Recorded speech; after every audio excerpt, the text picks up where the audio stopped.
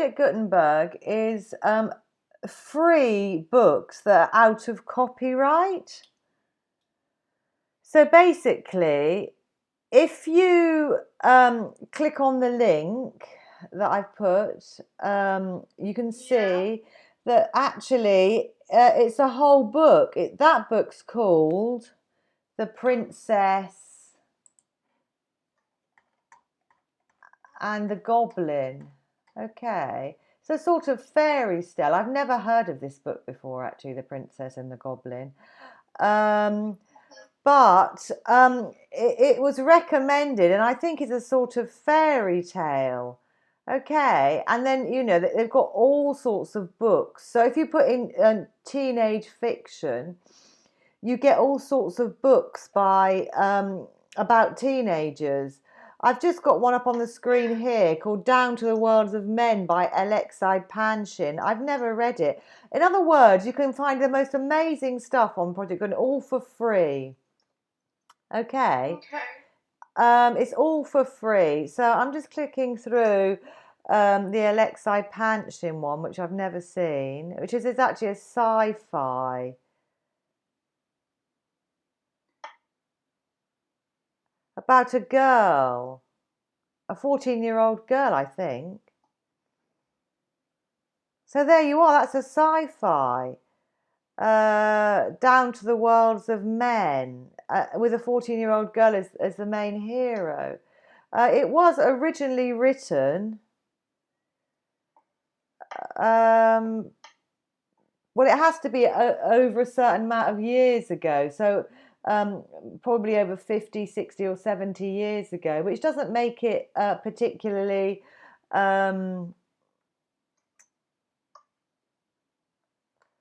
old-fashioned, really, because all the best books that we read are often quite old, aren't they?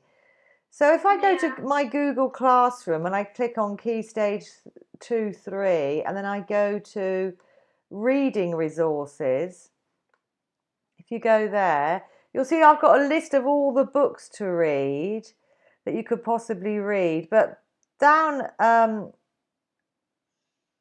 if you carry on down, you can see, I should be able to get to the Project Gutenberg link.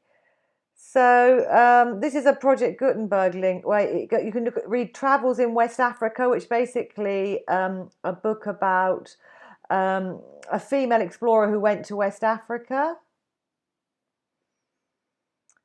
If we click on that, can you see that one? What one?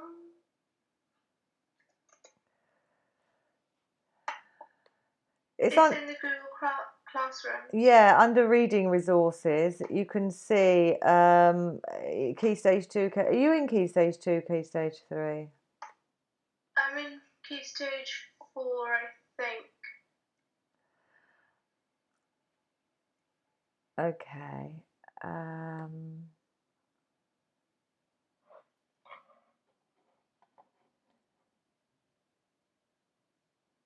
So Project Gutenberg is actually something that you can find all your free books on here. All right, and if I just Google this, hang on, Goodreads, the 100 books to read. Okay, most of the 100 books that you need to read before you die, according to Goodreads. Most of them are on Project Gutenberg. Pride and Prejudice, The Great Gatsby, I think Catcher in the Rye might be, 51.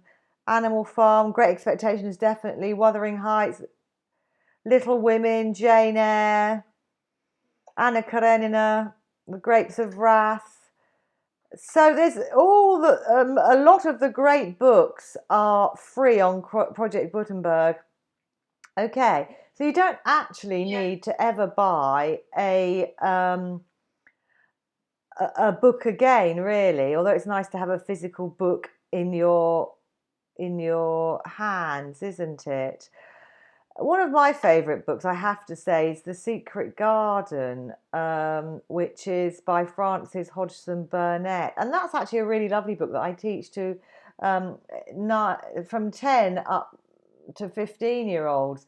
So if you're looking for a book to read, that's really quite nice, actually. And it's very famous, and everyone's always talking about it. So anyway, if I put this link of 100 books to read, I don't expect you to read them all, but choose some of them. And then the ones you can find on The Wind in the Willows, definitely is a very cute book and it's beautifully written, is on Project Gutenberg.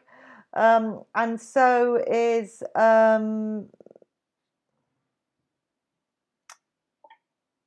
The Secret Garden. Madame Bovary will be as well, 1856. Um, Yes. So there's no excuse. Anne of Green Gables, very famous book. Basically, it's in, and is basically on there as well. So yeah, there's no excuse actually. Out of the top 100 books from Goodreads, which is an aggregation website where you can post reviews, and lots of people who love books are always chatting on there. These are the books that they recommend.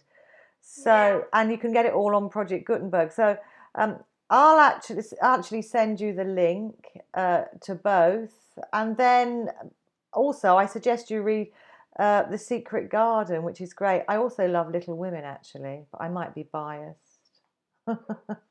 And Jane Eyre, great list there actually. All right then. So,